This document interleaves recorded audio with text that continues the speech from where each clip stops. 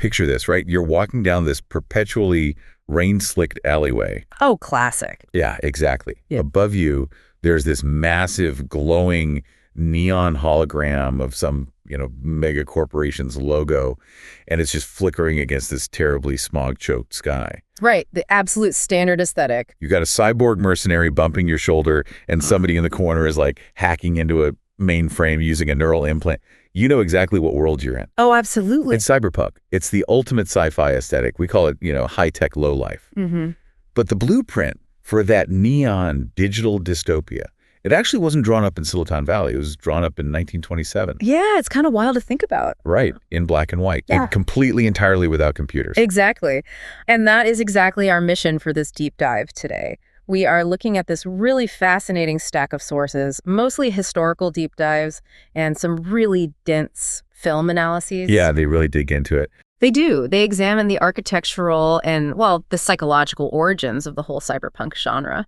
Because if you picture that visual landscape we just talked about, the one we all associate with the future. Right, the glowing interfaces, the neon everywhere. Exactly. If you strip all of that away, just take away the neon and replace it with this stark, towering, black and white Art Deco cityscape, you actually start to see where the fundamental anxieties of our modern tech era were completely mapped out.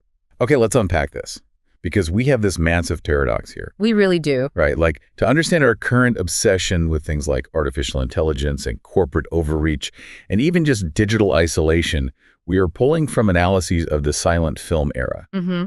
Specifically, Fritz Lang's 1927 masterpiece, Metropolis. Metropolis, yes. And the sources frame this, which I found so interesting, not just as like an old sci-fi movie, but as the foundational text of proto-cyberpunk. Proto-cyberpunk, exactly. Because, the actual term cyberpunk wouldn't even be coined for another 50 plus years, right? Right. Way later in the 80s. Yeah, but Lang established the exact visual and social architecture that completely defines the genre. The sources focus really heavily on his concept of the world city. The world city. Yeah, and this wasn't just a vision of a big metropolitan area. It was literally the invention of a cinematic environment where the architecture itself operates as an antagonist. Oh, I like that. The architecture as the bad guy. Exactly. It's this hub of massive population density that is simultaneously super dynamic, but also physically crushing to the people living inside it. Yeah, and the structural breakdown of this world city in the sources is just striking. Because you have these glittering, seemingly endless skyscrapers soaring up into the cloud. Right, the upper levels. Yeah, where the societal elite are living in just absolute luxury.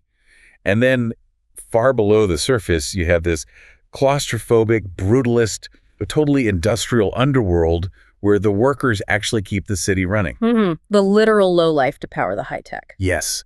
And honestly, think about how we treat the cloud today. Oh, that's a great point. Because we interact with this pristine, invisible interface on our phones, but we completely ignore the brutalist reality of the massive overheated server farms. Right, the physical locations where it actually lives. Yeah, and the immense labor required to just keep them running and cooled down. It's the exact same architectural divide Lang mapped out in 1927. He just swapped, steam power for data.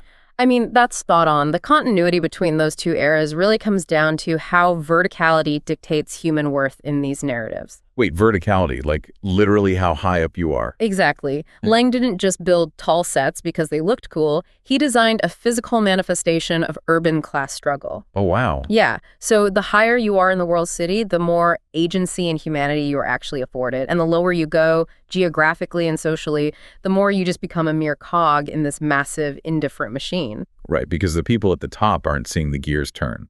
They're deliberately shielded from it. The pristine upper levels of society can only exist by hiding the immense grinding labor required to power them. Lang took that hidden cost and made it a physical location underground. Wait, hang on. Let me challenge that connection for a second. So go for it. Because I totally get the architectural metaphor, but in 1927, they were dealing with literal gears, steam power, physical assembly lines. It's heavy industry, yeah. Right. So how can a film grounded in heavy industrial machinery actually accurately map out the invisible algorithmic dread of the modern tech era? Because the mechanisms of control are entirely different now, aren't they? Well, you have to look at the underlying psychology of the system rather than the specific tools being used. Okay, the psychology. Right. Because in the 1920s, the anxiety was driven by Taylorism. Taylorism? Yeah, it was the scientific management of labor. Basically, human movements were timed and optimized for ultimate factory efficiency. Oh, like measuring how fast someone can pull a lever? Exactly. And today, we have algorithmic management, where software tracks a delivery driver's route down to the actual second or monitors a remote worker's keystrokes. Oh, man, right. So the dread isn't really about the specific machine, It's about a system that prioritizes pure efficiency over human well-being. Lang captured the terror of a society where the technology is designed to manage the population rather than serve it. Wow, okay, so the medium changed from gears to code, but the philosophy of control remained exactly the same. Exactly the same. Philosophy of dehumanization, which I think perfectly brings us to the inhabitants of this city.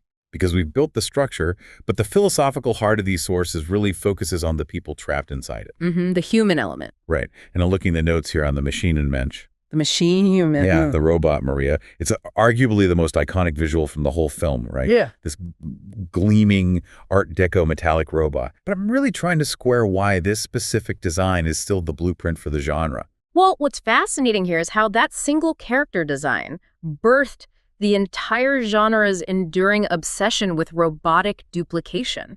Really? Just from that one character? Pretty much, yeah. It established that blurring boundary between human and machine. It basically introduced the ghost in the machine concept to mainstream cinema. Okay, I see that. But to really understand why it works so well, you have to look at the context of the 1920s. What was the vibe back then? Well, science fiction at the time was overwhelmingly optimistic. Oh, interesting. Yeah, it was very utopian. Authors were predicting how engineering would just cure diseases and create perfect friction-free societies. Yeah. Everyone was very pro-progress. Like the world of tomorrow kind of stuff. Exactly. But Lang looked at the roaring Industrial Revolution and fundamentally rejected that trajectory. He envisioned a world where technology is a damnation disguised as a savior. A damnation disguised as a savior. And the robot Maria is like the perfect vehicle for that damnation. She really is. Because in the narrative, if I'm remembering the sources right, the ruling class creates this machine to take on the face of a human leader, specifically to manipulate and pacify the workers. Yep, it's a completely weaponized use of trust. Right, weaponizing trust. But analyzing the mechanisms of the film here, I really have to ask something. What's that? Is the real terror in Metropolis that the robot Maria is acting like a human?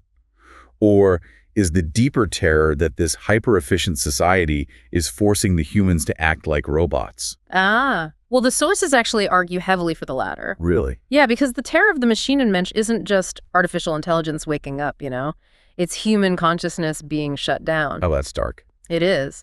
Lang meticulously portrays the workers as having been stripped of their individuality long before the robot ever even shows up on screen. Wait, how does he show that?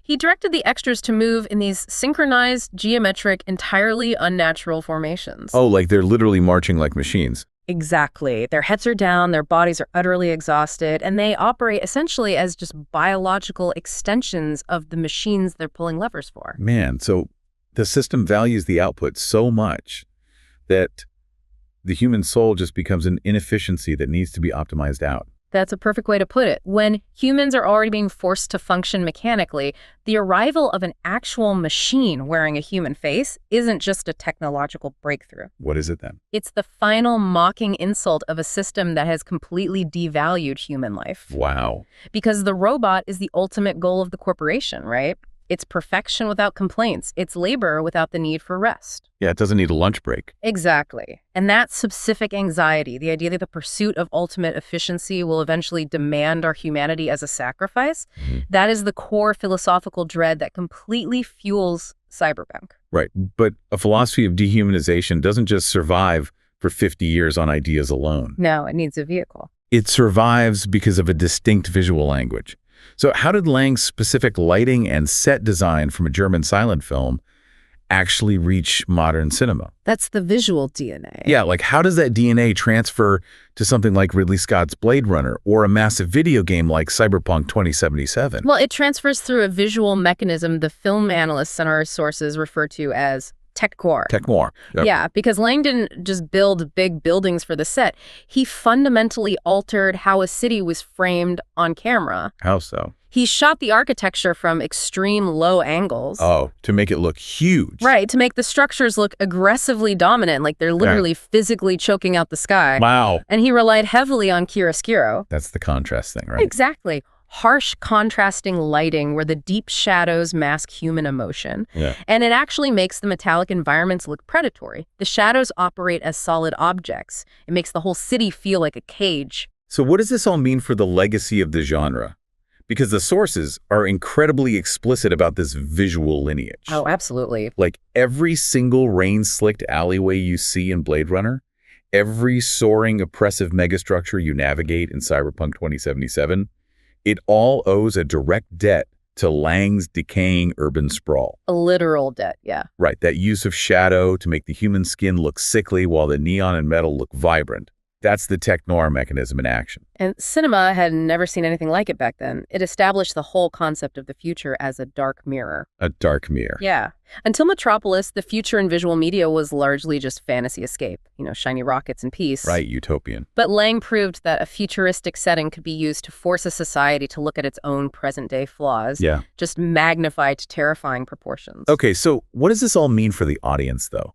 Like, why did this specific aesthetic resonate so strongly that it totally eclipsed the shiny, utopian flying car version of the future? Well, the dark mirror forces confrontation rather than escapism. Confrontation, okay. Think about it. When you watch a purely utopian sci-fi, you are momentarily relieved of your current burdens. Yeah, it's nice. It's relaxing. Exactly.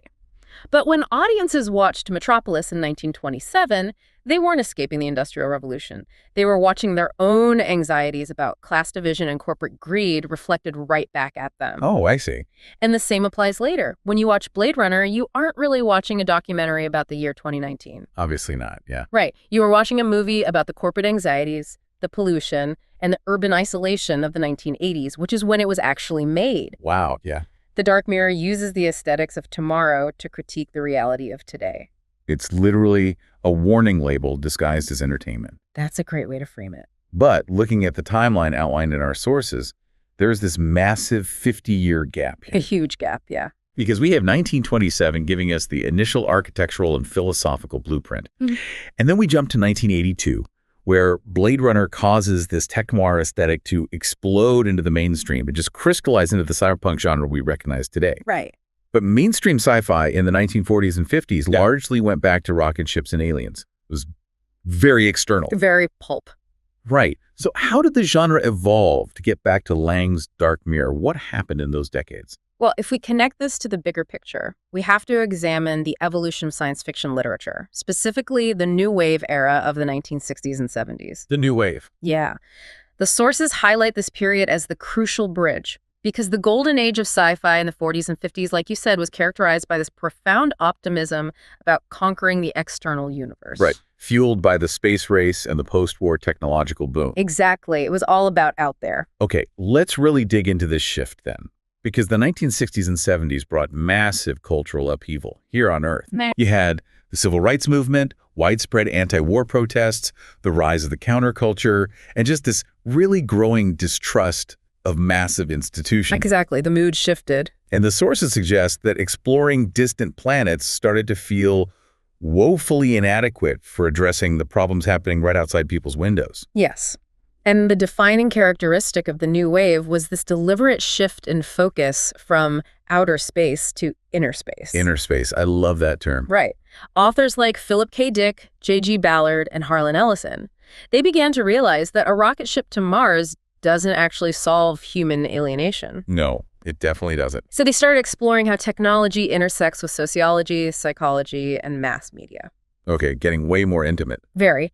They asked a fundamentally different question. They asked, what happens when the technology isn't a massive external machine, but a chemical, a screen, or a broadcast that fundamentally alters how the human mind actually perceives reality? Wow. So the technology became internalized. Exactly. It wasn't just about avoiding a giant physical gear anymore, like in Metropolis.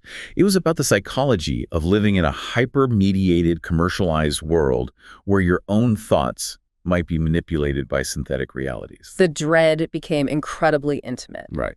The New Wave authors deconstructed the heroic tropes of the Golden Age, and they introduced this necessary cynicism. Yeah, the heroes weren't astronauts anymore. Exactly. They explored characters who weren't spacefaring heroes, but marginalized people living on the fringes of society. People struggling with addiction, media brainwashing, and just a profound sense of isolation despite living in an era of mass communication. Wow. The genre really had to go through this period of intense psychological self-reflection to mature. So they needed to develop a psychological vocabulary that could match Lang's visual vocabulary. Ah, brilliant. Yes. Like, the physical architecture of oppression was drafted in 1927, but the psychological architecture of living under that oppression was mapped out in the 60s and 70s. That is the crucial synthesis, and that synthesis finally happened on screen in 1982. With Blade Runner. Exactly.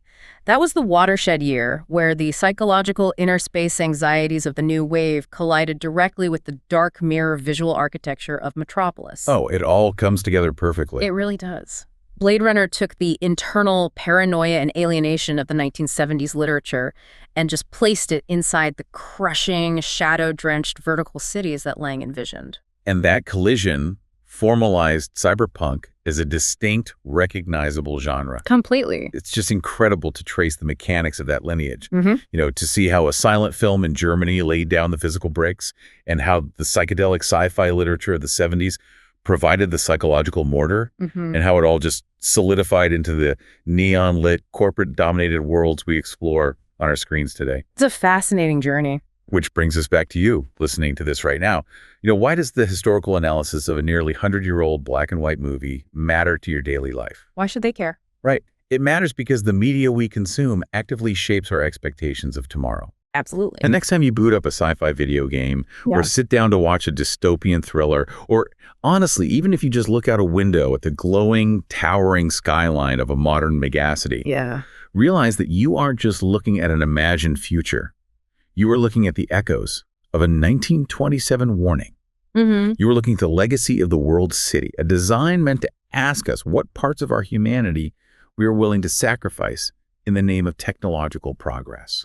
And, you know, this raises an important question, one that I think we really all need to carry with us as we evaluate the media we consume today. What's that? Well, if Metropolis served as the foundational dark mirror for the societal decay of the industrial age, Right. and if those New Wave authors had to shift our focus from outer space to inner space to prepare us for the psychological reality of the cyberpunk worlds we navigate now, what piece of seemingly obscure media today is quietly serving as the proto blueprint for the inner space anxieties of the next century?